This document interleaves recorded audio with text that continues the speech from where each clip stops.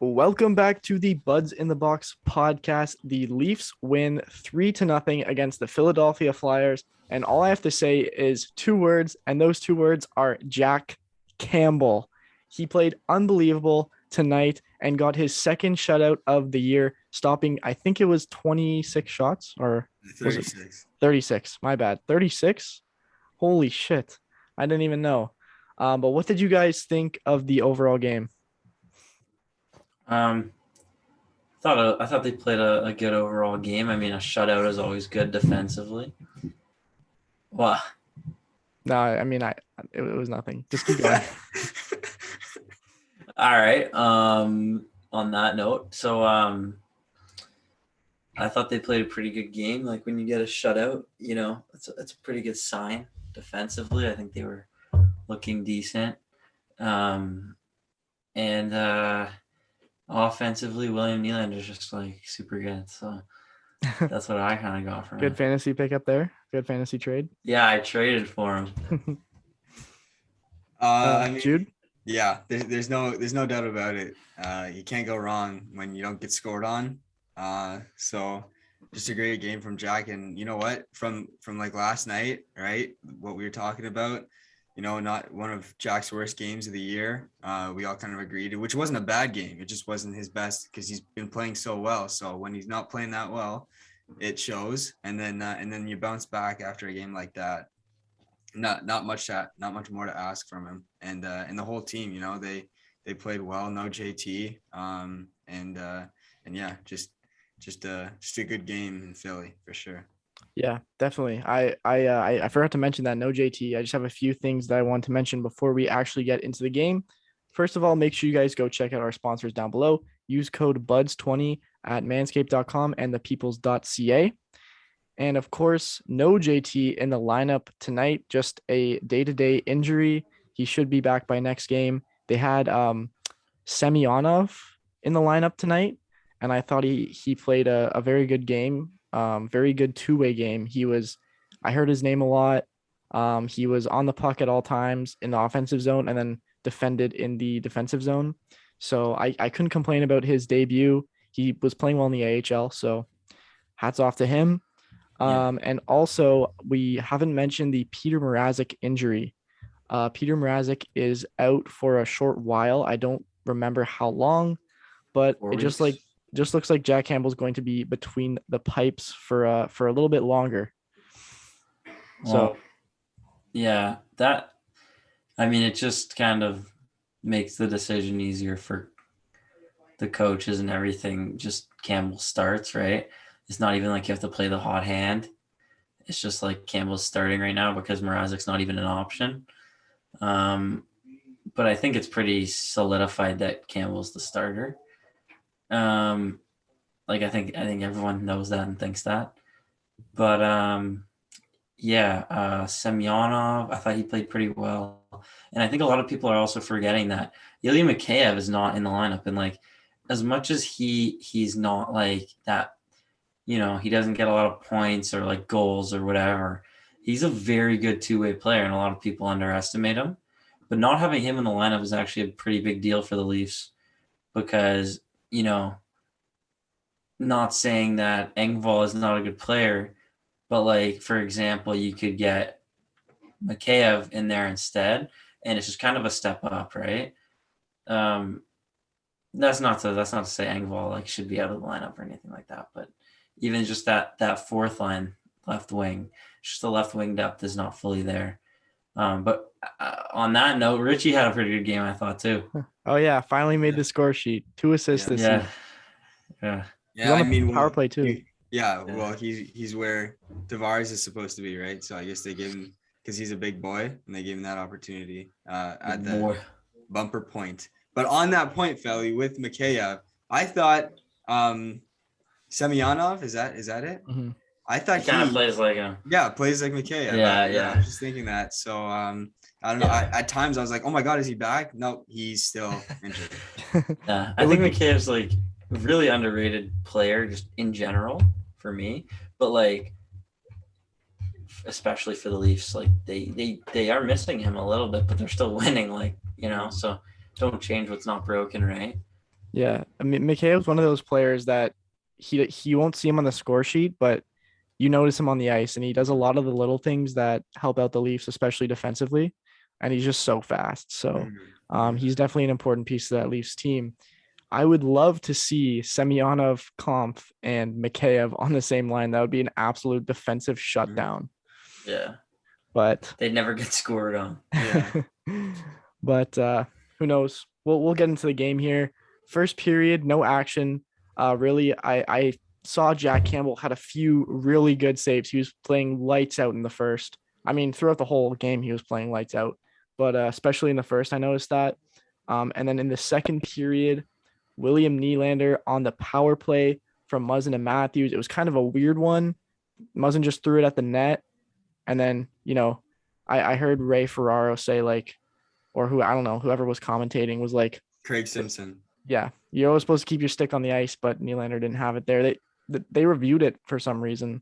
Well, yeah, because as he came in, it hit off his skate and he lifted it, so it looked like in real time that he kicked it in because his skate was in the air and the puck was in the net, and then the ref just called it off. But after review, his skate was on the ice and he just kind of deflected it and then he lifted it. But we're lucky he had shitty reaction time, because if he had good reaction time, that would not have been a goal, and he just totally missed it, and it just hit him and went through hard. But think of it, it's like it's so instinctual to like something hits your foot, you want to kick it. Yeah. Right. So it's like it's so hard, I bet, for like NHL players to just, and when you think about it, it's just like it's so tempting. Like you're just in the crease or like around the net and you can't get your stick on the puck, but like you can get your foot on it, you'll score. It would just be so tempting to be like, let's put it in and see, maybe it'll get, maybe they won't like, maybe they'll think it's directional or whatever. But yeah. And then going to the third period, because second period defensive shutdown, the Leafs actually got outshot almost double in the second period, and Jack Campbell stood on his head. And they kind of woke up in the third. Another power play goal by William Nylander. I think he's starting to get that consistency. It was a big question at the start of the year. He's showing out. He's proven it. He's definitely proven it to Felly's fantasy team. Please. Just a please. Hey, I mean, like, let me know about the trade. Like, okay, so I traded Ehlers and Chabot for Nylander and Morrissey. I think I won. Look, he's got to quiet down his voice because he just fleeced the guy in the other room. He doesn't even know yet. I fleeced my roommate. He doesn't even know. But another power play assist from Matthews, and then Richie gets on the score sheet. Is this his first power play point on the Leafs? Yeah, it's his first point on the Leafs, is it not? I think he did something. Yeah, I think he got an assist before. Just like a secondary assist in like a 5-1 win or something like that. So yeah. Yeah, and then Kase scored, and I was actually on the ice when Kase scored, so I didn't know, like I didn't see the goal. I thought it was an empty netter, and I was like, oh, good for Kase, but apparently it wasn't an empty netter. I don't know what happened. What happened? No, it was really nice. He Kerfoot took it around the net, and he kind of just like found a little soft area in the slot. Kerfoot found a one-timer goal. It was pretty nice. That was sick. I mean, I'm really hyped to see him on the score sheet, and now I know it's not just an empty netter. So the commentators were saying that it was he had a 20-goal season in Anaheim. Yeah. So maybe he can get a 20-goal season. Like he's not, he's maybe just getting back into it. Well, and also I was watching the Philly feed, and dude, they were just loving us. I don't know what it was, but the guy that, not the guy that says "Kata hot," but the other, like their regular announcer, that guy is just like, he's like, Jack Campbell, this and that. He's like, oh, the Leafs and their injuries. And then I was like, dude, this guy knows everything about the team. He said nothing about Philly. He was like, for some reason, like a lot of people just hate the Leafs. It's just so, it's like the Dallas Cowboys of hockey. People say that all the time. Yeah. But it's like, I like seeing when people don't care. And then it's like, Leafs, like they're a good team. Like, exactly. Give them some credit once in a while. Well, I mean, a lot of people don't see it that way. A lot of people hate Philly, right? So I guess that's true. Yeah. Philly does it to themselves, though. Yeah. They're just like aggressive people. So, like, Yeah, I mean, I think they were talking about like basically saying Craig Simpson was like, you don't want to piss off Philly fans. No, Like you don't. you don't. There was a video like a couple of years ago when the Vikings were playing the Eagles, and a Vikings fan was like getting in an Eagles fan face, like because the Vikings won, and the Philadelphia fans were just going nuts. Like it's so funny when you see videos of people getting under Philly fans' skin. Yeah, It's my really dad good. told me that in the Philly stadium, like for the football team, the Eagles, they have like a jail for like fans in the arena. What the hell? Yeah. What? That's so weird. I Like, need they to have go like a see cell that and now. shit. Yeah, and they just take them to it if like they get into a fight or some shit. That's funny. So it's that common, eh? Yeah. Yeah, I wouldn't want to wear my jersey to Oh no. an opposing team jersey to any sporting event in Philly, but Yeah. Yeah. well, it's same kind of thing at Maple Leaf Square though. That's a little different though. It's all in Maple fun. Leaf Square. It's all in fun. We'd make fun of them. They'd beat Here's the the shit thing. out of you. Well, here's the thing. Like, it's different to go to a game and put your jersey on. Like, if you cheer for a team and you just happen to be in that city or whatever, like that's fine, okay? Yeah. Maple Leaf Square, or like, for example, any of those NHL places or NBA or whatever, where they have watch parties outside the arena, okay?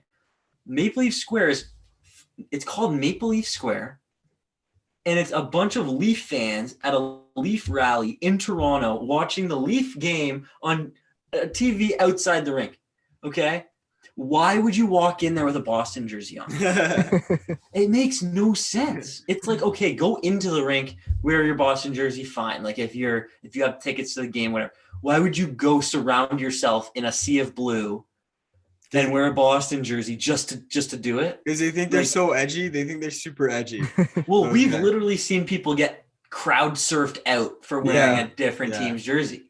Like that's how it goes. Yeah, if you're in the lineup and there's someone wearing a Boston jersey They walking get by, booed. you're getting booed. You're getting maybe some water thrown at you. You get stuff thrown at you. You get food thrown at you. You get water poured on you, and you get booed like no tomorrow. And then in there, I've literally seen someone get pushed out, just pushed out, like progressively. Everyone pushed the guy out the door, like out of the entrance. So it's like, why would you do that? Anyway, I don't know how we got to this. How do we get to that topic? From Philly fans. Philly fans, yeah. But Leaf fans, they can be ruthless too. But why would you ever do that? Sure. Like if Philadelphia had a square where all Philly fans went to go watch the playoffs, would you?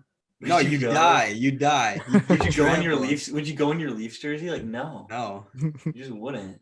I'd go for the experience, but I wouldn't wear a Leafs jersey. Oh yeah, I just wear nothing. Yeah. Anyway, it's funny. Yeah. Anyway, fans make sport. Anyway, go ahead. Yes, that's how this podcast is run. Yeah, off the fans. So we are fans. Yeah. Kasha scored. We got to that. Kerfoot and Kampf with the assist. As you guys know, Kampf is my favorite player. I'm excited to see that. Him getting points. What? Yeah.